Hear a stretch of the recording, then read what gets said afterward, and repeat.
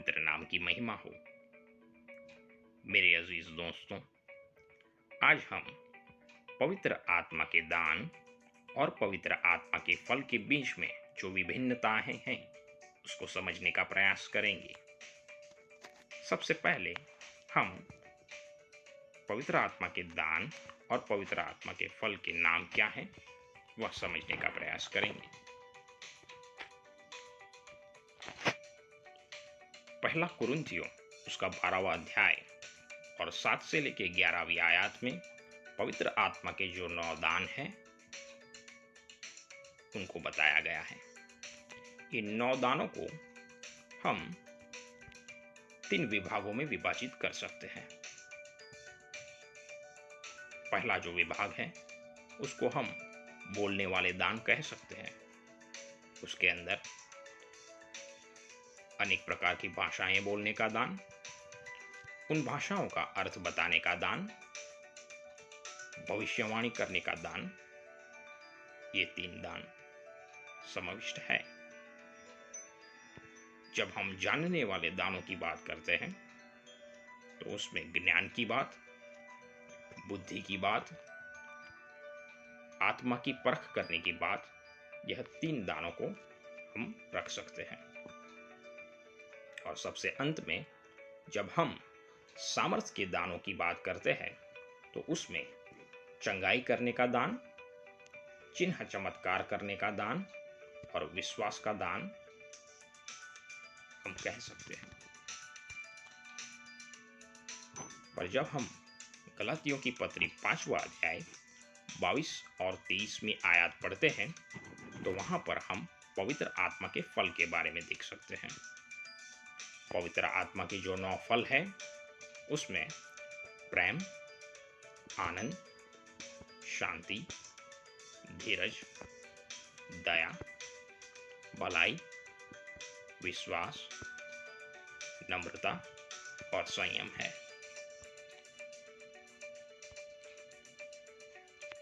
अगर हम यीशु मसीह के बारे में देखें तो पवित्र आत्मा के जो दान है वो यीशु मसीह की सामर्थ्य को बताते हैं। पर अगर हम पवित्र आत्मा के फल के बारे में देखें तो वह यीशु मसीह का चारित्र प्रकट करते हैं। पवित्र आत्मा के संदर्भ में अगर हम देखें तो दान जो है वो पवित्र आत्मा की उपस्थिति को बताते हैं, पर पवित्र आत्मा के जो फल है वो पवित्र आत्मा की सामर्थ्य को दिखाते हैं। अगर हम पवित्र आत्मा के दान और पवित्र आत्मा के फल के आने और जाने का अभ्यास करें तो पवित्र आत्मा के जो दान है वो बाहर से किसी व्यक्ति के अंदर प्रवेश करते हैं, पर पवित्र आत्मा के जो फल है वो व्यक्ति के अंदर से बाहर आते हैं और दूसरों को उस फल का लाभ पहुंचाते हैं। अगर हम समय की बात करें तो पवित्र आत्मा के जो दान है वो प्रभु यीशु मसीह को मसीहा के स्वरूप में स्वीकार करने से पहले, स्वीकार करते वक्त या स्वीकार करने के बाद के जीवन में व्यक्ति प्राप्त कर सकता है। वो एक ही झटके में किसी भी समय पवित्र आत्मा उस व्यक्ति को दे सकता है।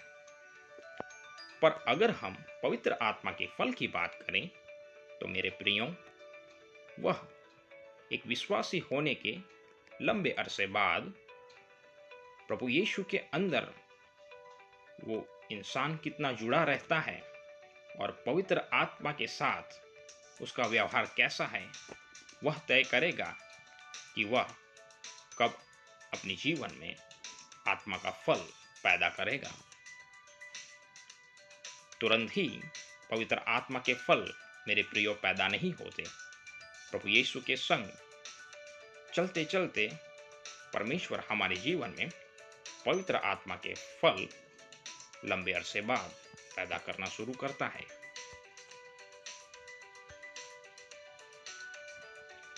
पवित्र आत्मा के जो दान है उसमें हम ऐसा कह सकते हैं कि एक दान दूसरे दान से बेहतरीन हो सकता है।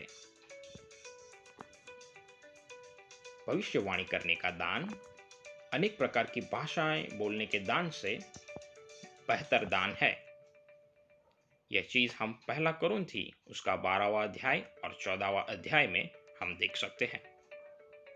पर जब हम फल की बात करते हैं तो एक फल दूसरे फल से बेहतरीन है ऐसा हम नहीं कह सकते, क्योंकि परमेश्वर ने सारे फलों को एक ही समान ठहराया है और उन सब का महत्व जो है वो एक समान है।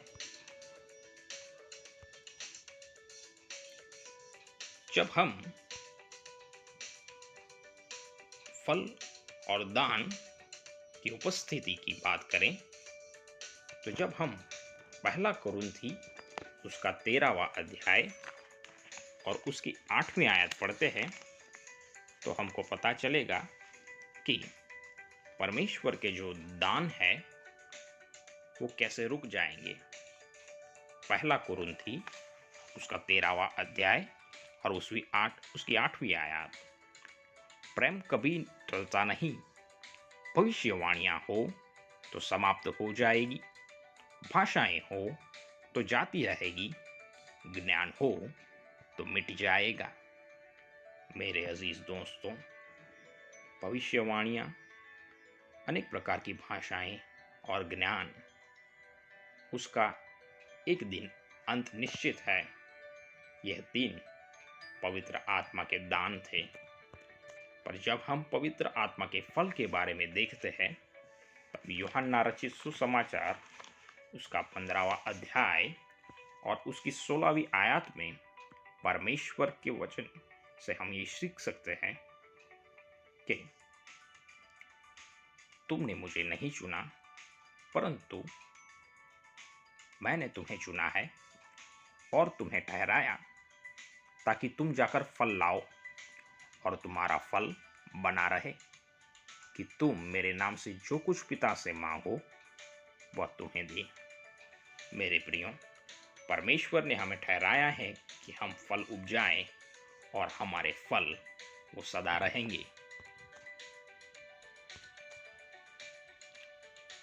जब हम पवित्र आत्मा के दान के चुनाव की बात करते हैं तो यह हमारे बस की बात नहीं कि हमको कौन सा दान मिले। मेरे प्रिय भाइयों, पवित्र आत्मा स्वयं ये चीज तय करता है कि किसी भी एक इंसान को कौन सा दान दिया जाएगा। पवित्र आत्मा जब किसी इंसान को दान देता है तो उसकी बुलाहट को देख के और भविष्य में परमेश्वर ने उसको किस तरह की सेवा के लिए तैयार किया है उसको देख के पवित्र आत्मा उसको दान देगा, न कि मुझको जो दान अच्छा लगता है वह मुझे मिले। पहले कुरिन्थियों उसके 12वें चैप्टर की 11वीं आयत में परमेश्वर का वचन कुछ इस तरह से कहता है, परंतु यह सब प्रभावशाली कार्य वही एक आत्मा करता है और जिसे जो चाहता है वह बांट देता है।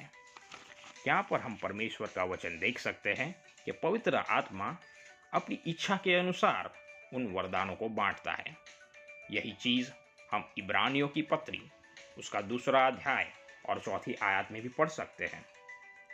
और साथ ही परमेश्वर भी अपनी इच्छा के अनुसार चिन्हों और अद्भुत कामों और नाना प्रकार के सामर्थ के कामों और पवित्र आत्मा के वरदानों के बांटने के द्वारा इसकी गवाही देता है।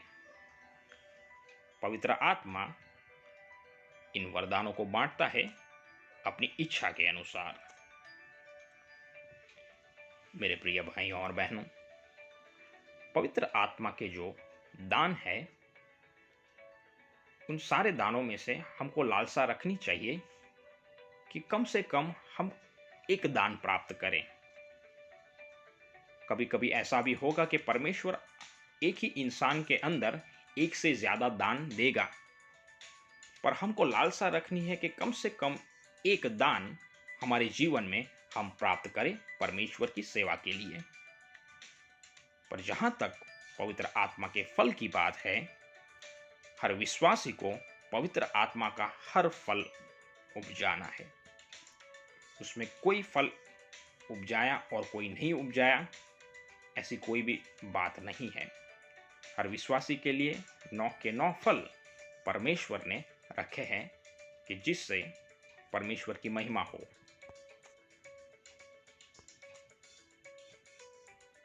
जब हम उद्देश्य की बात करते हैं तो पवित्र आत्मा के जो दान है वो परमेश्वर की कलीसिया की उन्नति के लिए दिए गए हैं। पर जब हम पवित्र आत्मा के फल की बात करते हैं तो शरीर के अंदर जो दुर्वासनाएं होती है उसको काबू में रखने के लिए परमेश्वर हमको पवित्र आत्मा के फल का दान देता है।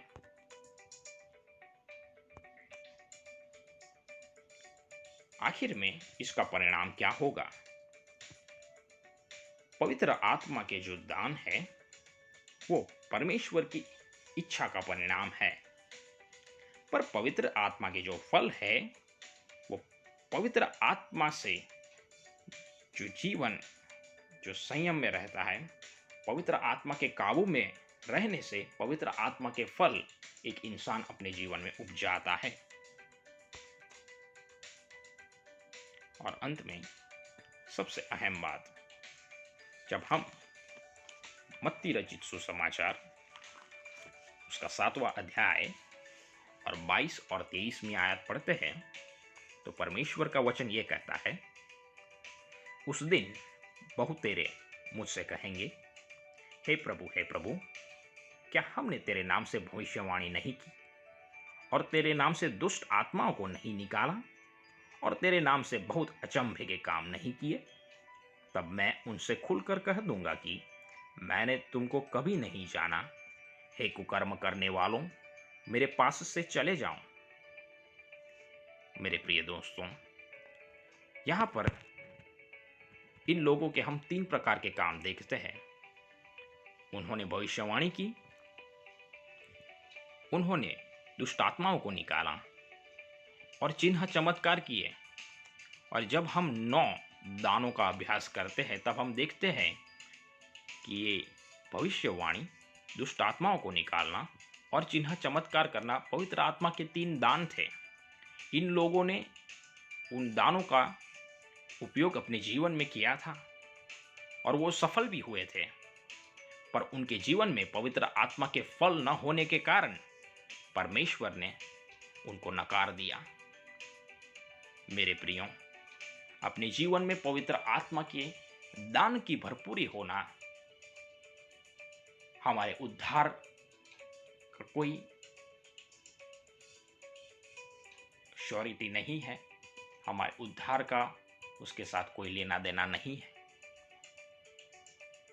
पर जब हम पवित्र आत्मा के फल के बारे में देखते हैं तो दूसरा पतरस उसका पहला अध्याय उसका 3 से 11 आयत अगर हम पढ़ें तो वहां पर भी पवित्र आत्मा के फल का वहां पर संत पतरस ने वहां लिस्ट दिया है, सूची दिया है।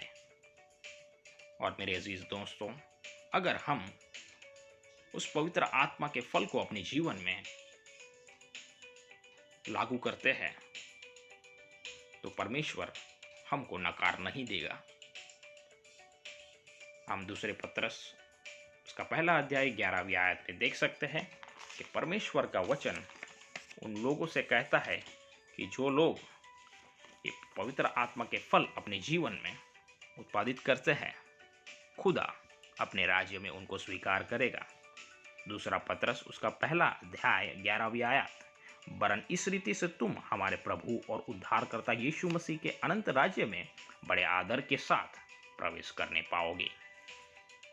प्रभु यीशु मसीह पवित्र आत्मा के दानों को अपने जीवन में ग्रहण करने वालों का नकार कर सकता है, लेकिन प्रभु यीशु मसीह पवित्र आत्मा के फल जो अपने जीवन में उत्पादित करते हैं, मेरे प्रियो, वह न्याय के दिन उन लोगों का स्वीकार करेगा।